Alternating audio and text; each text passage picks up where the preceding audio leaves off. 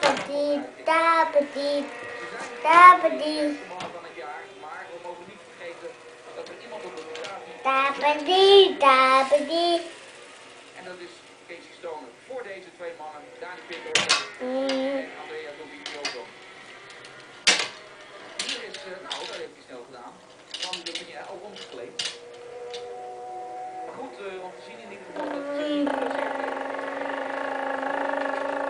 Pedrosa en teamgenoot, dat wel, althans van kleuren. Maar Tapeti, tapeti, tapeti, tapeti, tapeti.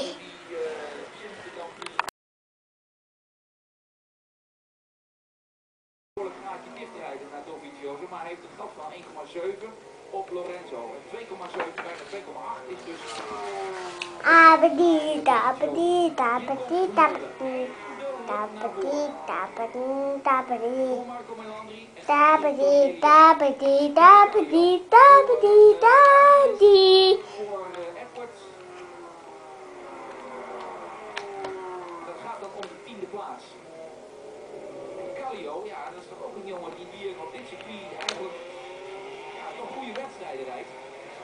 Tapeti, tapeti, Is hier al tapeti, tapeti, tapeti, tapeti, tapeti, tapeti, tapeti, tapeti, tapeti.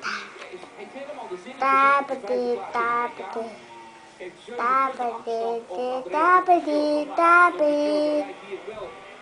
Tapeti, tapeti, tapeti. Tapeti, tapeti, tapeti, tapeti.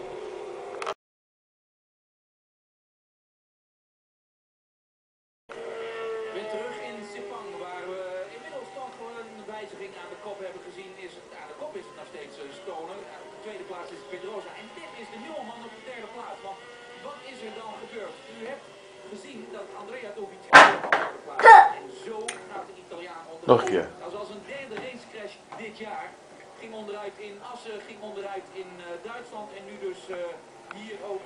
En dat is jammer, want zo verspeelt hij hier mogelijk een podium. Niet alleen dat, ook zijn kans op de 5e plaats in de WK wordt toch wat kleiner. Voelt de machine glijden, probeert hem dan op te vangen op zijn linkerknie. Maar kan hem niet meer houden en gaat onderuit. En daardoor is dus toch Rossi op een potentiële plaats aanbeland.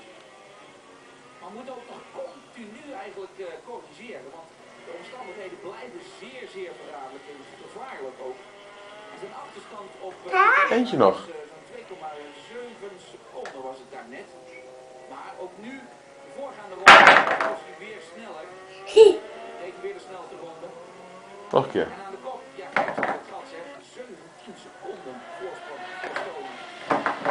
Ja!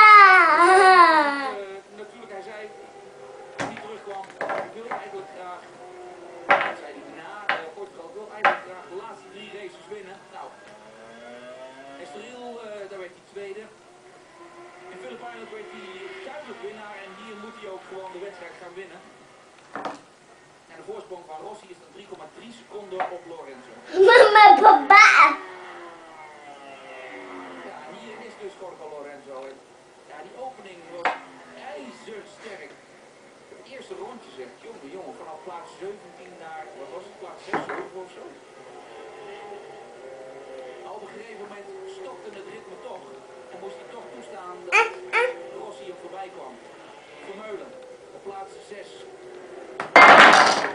Zijn beste klassering dit jaar is een 5e plaats tijdens de